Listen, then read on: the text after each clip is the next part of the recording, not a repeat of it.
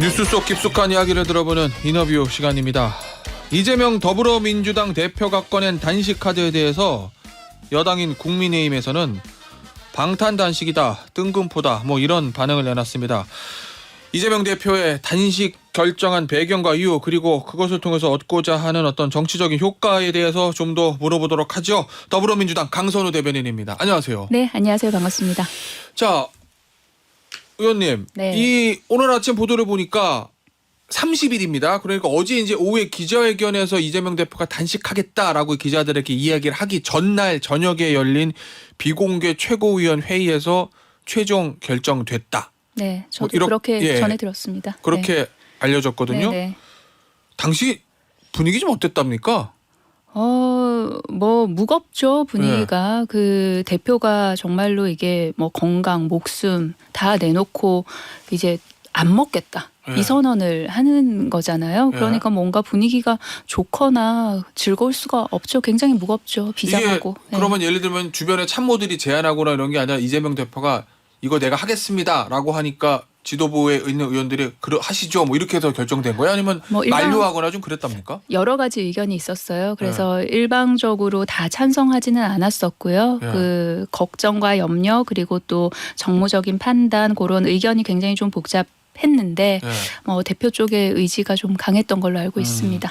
결국 단식이라는 행동을 건강을 해치는 거야, 좀 상하게 하는 거야, 그건 명확한 사실인데 문제는 제1야당 대표의 단식이라는 게 굉장히 무겁고 엄중한 일이잖아요. 그럼요. 네. 결국 이제 왜 지금 이 타이밍에 무엇을 위해서 단식을 하느냐에 대한 어떤 좀 명분이나 이런 국민들을 납득시킬 수 있는 것들이 있어야 됐는데 그 부분에 대한 판단도 좀 하셨던 건가요? 그렇죠. 그 이재명 대표가 이제 취임 1주년, 그리고 윤석열 정권이 들어선 지 1년 조금 넘지 않았습니까? 그러면 그동안에 쭉 진행된 일련의 사태를 보시자고요. 이태원 참사, 오송지 하차도 참사, 후쿠시마 오염수, 그다음에 최상병의 죽음, 그리고 대통령 장모의 구속, 천안 관련된 사법 리스크 등등에 대해서 대통령이 국민께 어떤 태도를 보이셨어요? 지금까지 계속해서 국민 1+1 100이다 하는 그런 바보 취급하고 대국민 선전포고하고, 그리고 야당과의 어떤 대화의 장이 전혀 없었잖아요. 그러면은 제1야당 대표 입장에서 내가 할 수 있는 그러면 최고치를 끌어올려야겠다는 생각을 하지 아니할 수 없는 시점에 왔다, 한계점에 왔다. 저는 그렇게 생각을 합니다. 자, 그런데요, 지금 시점이 딱 정기국회 시작할 때인데 사실은 민주당이 제1야당이고 국회에서 다수당을 점하고 있기 때문에 임시회도 아니고 정기국회면 사실은 야당의 판이잖아요. 국정감사도 있고. 앞서 말씀하셨지만 야당 입장에서는 윤석열 정부에 대해서 뭔가 지적할 것이 꽤 있을 텐데 그 정기국회를 앞두고 단식을 하는 모양이, 왜 이렇게 되면 정기국회가 공전될 수 있을 텐데 왜 그런 선택을 하지라는 의구심도 좀 들거든요. 대표도 어제 기자회견 통해서 말씀을 하셨고, 그리고 비공개 최고회의 등에서 이제 그 의사를 피력을 한 게, 나의 단식이 어떤 업무나 아니면 정기국회나 그리고 원내에서 더불어민주당이 제1야당으로서 정부를 견제하는 데 있어서 전혀 지장이 없도록 하겠다. 그렇게 해서 실질적으로 일정도 다 수행을 하고 있고요. 대표 일정. 그리고 이 대표가 단식을 한다고 해서 저희가 국감 준비에 소홀해진다거나 아니면 대정부 질문을 안 하게 된다거나 그런 게 아니지 않습니까? 그래서 그거는 서로 연관관계가 없는, 그러니까 대표가 이제 대통령을 압박을 하고, 그리고 이 국민의 마음을 대변하는 그런 그걸로 이제 단식 투쟁을 시작을 하신 거고요. 그거랑 정기국회랑은 좀 별도의 문제로 봐주셨으면 좋겠습니다. 일종의 원외 투쟁을 병행한다는 식으로 이해하면 된다는 말씀이신 거죠? 근데 대표도 원내시니까요. 네, 알겠습니다. 자, 일단은 제가 찾아보니까 역대 야당 대표들이 단식을 한 적이 꽤 있더라고요. 제일 유명한 단식이 예전에 군사정부 시절에 YS의 직선제를 요구하는 단식이 있었고, DJ의 어떤 지방자치제 실시를 요구하는 90년도 단식이 있었고, 보니까 문재인 대통령도 야당 대표 시절에 세월호 특별법 제정 요구하면서 단식했고, 황교안 대표도 당시에 이제 보니까 그 지소미아 관련해서 단식을 좀 했더라고요. 그럼 야당 대표의 단식이라는 게 뭔가 이제 구체적으로 정부의 요구 사항이 있고 그럴 때 단식을 하는 건데 이번 단식 지금 요구 사항을 보니까 민주주의 훼손에 대한 사죄, 해고염수 투기 반대 입장 천명과 국제해양법재판소 제소, 네. 전면적인 국정 쇄신과 개각 단행 이런 부분들이었거든요. 네. 앞서 제가 말한 어떤 야당 대표 단식의 명분하고 지금 이재명 대표 단식의 명분을 비교해 보면 어떻게 평가하세요? 저는 그 절실함에 있어서는 크게 네. 다르지 않다. 그 야당 대표가 사실 선택할 수 있는 선택지가 그렇게 많지가 않잖아요. 저희가 행정 권력을 진 것도 아니고요. 네. 그러니까 그 절실함에 있어서는 그 앞서서 단식을 했던 야당 대표들과 크게 다르지 않다는 생각이 들고요. 그러면 윤석열 대통령이 이거를 어떻게 수용을 할 것인가 그렇죠. 거기에 좀 달려 있는 거잖아요. 그런데 지금까지 윤석열 대통령의 어떤 태도나 행보를 보면 저는 사실 전격적인 수용을 예측하기는 조금 조심스러운 면이 있는 것 같아요. 네. 그런데 이 단식이 길어지면 길어질수록 윤석열 대통령 입장에서도 상당한 정치적인 부담이 느껴질 수밖에 없는 거죠. 대통령 그러면 입장에서요? 네, 최소한 지금까지 꽁꽁 닫고 있던 그런 대화의 문을 조금은 열 수밖에 없지 않나라는 네. 생각이 들거든요. 그래서 그게 출발점이 될 수 있다면 그때부터 그 이재명 대표가 요구하고 있는 여러 가지 사안들에 대해서 서로 소통을 할 수 있지 않을까라는 희망을 가지고 네. 있긴 합니다. 자, 이거 요구사항을 좀 보니까 의원님 이 네. 해고염수 투기 반대 입장 천명과 국제해양법 재판소 제소 이 문제는 사실은 정부 입장에서는 받기 어려울 거라는 걸 좀 이재명 대표도 알았을 것 같고 타이밍이 방류를 시작하기 전에 예를 들면 예전에 우원식 의원이 단식했을 때 그때 타이밍이라면 모를까 이미 지금 방류 다 시작한 다음에 이거를 명분과 이유로 단식을 한다는 게 좀 타이밍이 맞지 않는 것 같아가지고요. 저는 꼭 그렇게만은 볼 수 없다고 생각을 하는 게요. 그 윤석열 대통령이 뭐 차관디든 총리디든 이렇게 꽁꽁 숨으셔가지고 그 핵 오염수 관련돼 가지고 입장을 전혀 밝히지 않았어요. 뭐 사과까지는 뭐 생각할 수도 없고 그 하다못해 중립적인 입장까지도 밝히지 않았었거든요. 그러고 나서 첫 일성이 뭐였어요? 1+1이 100인 줄 아는 국민들이다. 연천의 발언이요? 그랬죠. 그러니까 핵 오염수 관련돼서 대통령 입장이라고 나온 게 대국민 선전포고였어요. 그러면 이 부분에 관해서 사과하라고 제1야당 대표가 당연히 요구를 해야죠. 그리고 그렇습니까? 국제 그 해양법 위반으로 일본이 이제 제소를 하게 되면은 변호사님 더 잘 아시겠지만 이제 강제 분쟁 절차 활용해 가지고 재판이 일단 성립이 되면 그거를 멈추게 할 수 있다는 그런 전문가들의 의견 또한 있어요. 그리고 이 환경 문제는 사후 구제보다는 이 사전 예방이 우선이잖아요. 그러니까 과실이 없더라도 책임을 져야 된다라는 그런 무과실 원칙주의의 측면도 크기 때문에 저는 이 움직임이 본격적으로 시작만 된다면 그러니까 제소는 정부가 해야 되는 거잖아요. 그러니까 이게 시작만 될 수 있다면 그 실질적인 그런 결과도 결과지만 국제사회에서 일본에게 가해지는 어떤 외교적 그리고 정치적인 압박이 상당하다라는 생각이 들거든요. 그래서 이게 지금 이미 방류 시작했는데 이거 해서 뭐해? 그렇게 볼 문제만은 아니라는 생각이 듭니다. 알겠습니다. 이 세 가지 명분과 이유 중에서 제일 1번에 놨던 게 이제 이게 민주주의 훼손에 대한 사죄 요게 얘기거든요. 이게 좀 추상적이라는 생각이 들어서 어떤 점 때문에 이걸 들고 나오신 거죠?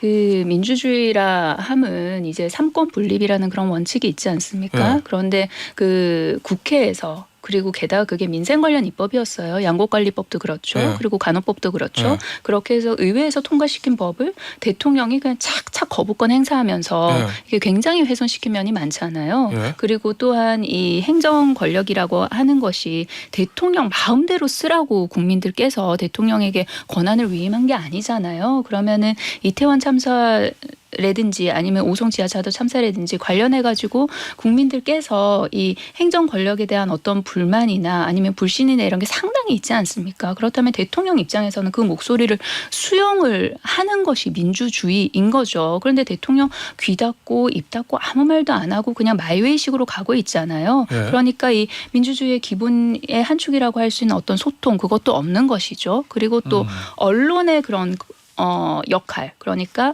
그 권력에 대한 감시와 견제 이런 부분에 있어서 확 그립 잡고 지금 틀어막고 있잖아요. 이게 건강한 민주주의가 아닌 거예요. 알겠습니다. 자, 그런데 모든 단식이 그렇지만 출구 전략이 좀 있어야 되거든요. 이게 사람 이 건강에 한계가 있는데 한 달, 두 달 계속 단식할 수 있는 것도 아니고 또 그냥 보통 의원이 아니라 제1야당 대표고 차기 유력한 대선 후보기 때문에 뭔가 단식을 그만두기 위해서는 얻을 것도 있어야 되는데 그 출구 전략은 생각하고 계신가요? 앞서 강선우 의원도 좀 의구심을 가졌지만 제가 봤을 때도 이거 대통령실에서 이 세 가지 요구 중에서 하나라도 받기는 쉽지 않을 것 같다는 생각이 들어서요. 글쎄요, 이 출구 전략, 그러니까 이 관련해 가지고 공은 저는 윤석열 대통령에게 넘어갔다고 봅니다. 그래서 윤석열 대통령이 뭐 전격적인 수용을 하든 일부 수용을 하든 아니면 대화를 하자고 이제 그 대화의 문을 열든 이 소위 출구 전략이라 함은 윤석열 대통령 손에 달렸다고 봐요. 안 받으면 어떻게 되는 거죠, 대통령이?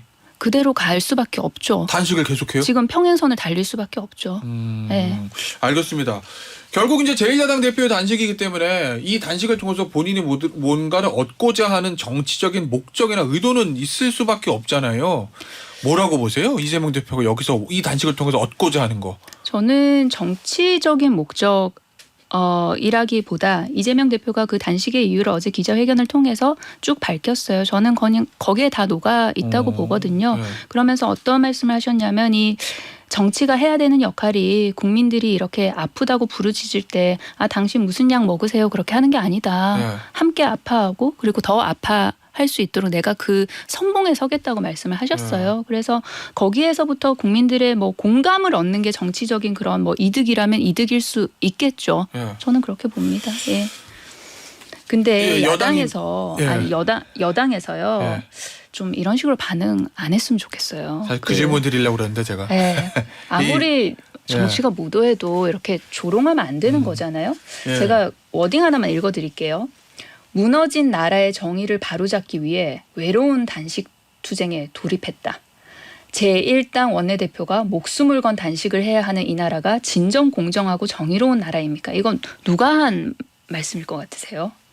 얼핏 듣기에는 단식을 하는 쪽으로 이재명 대표 쪽에서 한 얘기 같긴 한데. 자유한국당 시절에 김성태 원내대표가 그때 단식 시작했잖아요. 브루킹 특검 말씀하시는 거죠? 수석 대변인인 장제원 의원이 했던 이야기예요. 그러니까 이때 당시에 이런 심정으로 이런 말을 했었다라는 걸 국민의힘이 좀 다시 상기를 했으면 좋겠어요. 알겠습니다. 자, 앞서 이제 국민의힘에서 조롱조의 논평을 낸 것에 대한 강한 불만을 좀 드러내셨는데 그걸 관련 질문을 드리면 방탄단식이다 뭐 이런 얘기들 하잖아요. 결국 이제 이재명 대표의 검찰 소환, 검찰이 요구한 거는 9월 4일이고 이재명 대표가는 9월 한 14일, 15일 얘기를 했는데 이 검찰 소환 조서와 구속영장 청구를 앞두고 그것을 막기 위한 개인적인 목적에서 하는 단식 아니냐, 이게 이제 국민의힘의 시각인 것 같습니다. 근데 그거에 대한 답은 어제 한동훈 장관이 하신 것 같아요. 한동훈 장관이 단식을 한다고 해서 수사가 안 되냐 그랬거든요. 그러니까 아니 이게 성립할 수가 없는 이야기죠. 그러니까 단식한다고 수사 멈추는 거 아니잖아요. 그러니까 수사는 수사대로 가는 거니까 이게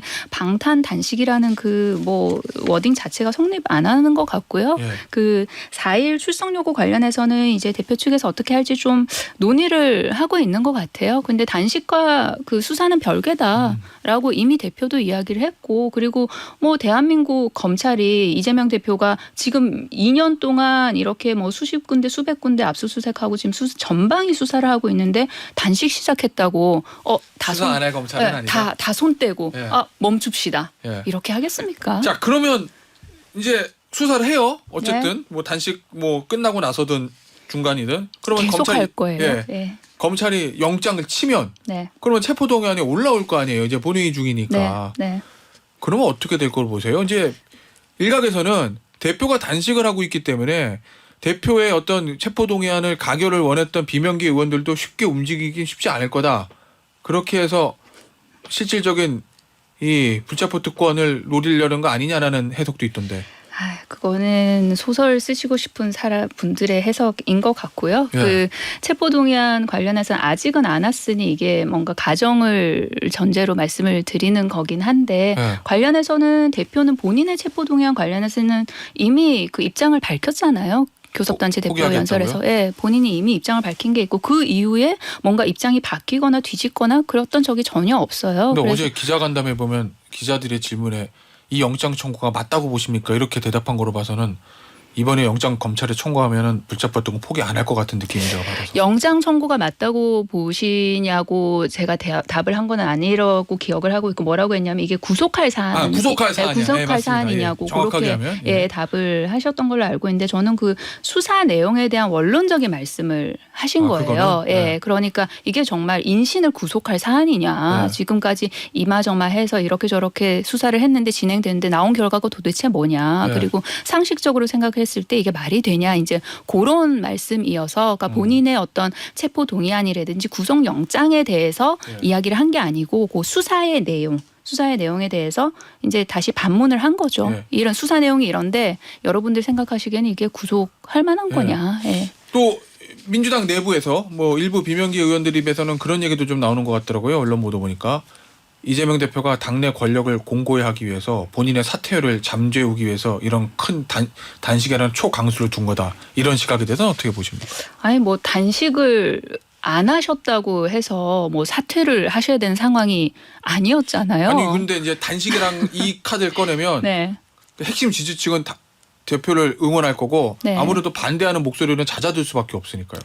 글쎄요. 그 반대하는 목소리들이 저는 단식을 한다고 해서 본인들이 어떤 그런 정치적인 발언을 하는 게 전 잦아들 거라고 생각하지는 않아요. 그 꾸준하게 계속 이 대표의 뭐 사퇴라든지 여러 가지 주장을 하시는 그 몇몇 분들이 계신데 네. 그분들께서 그 하시는 발언들이 어떠한 상황에서도 계속 일관되게 하셨거든요. 네. 그래서 뭐 그렇게 크게 변수로 작용할 거라고는 생각하지 않습니다. 알겠습니까? 알겠습니다. 이 김남국 의원의 제명안이 윤리특위에서 부결된 거 네. 이거 일부 언론 보도 보니까 이재명 대표의 지시가 있었다는 취지의 보도도 좀 있던데 어떻습니까? 사실관계 확인 좀 부탁드릴게요. 오본 것 같고요. 그렇습니까? 예.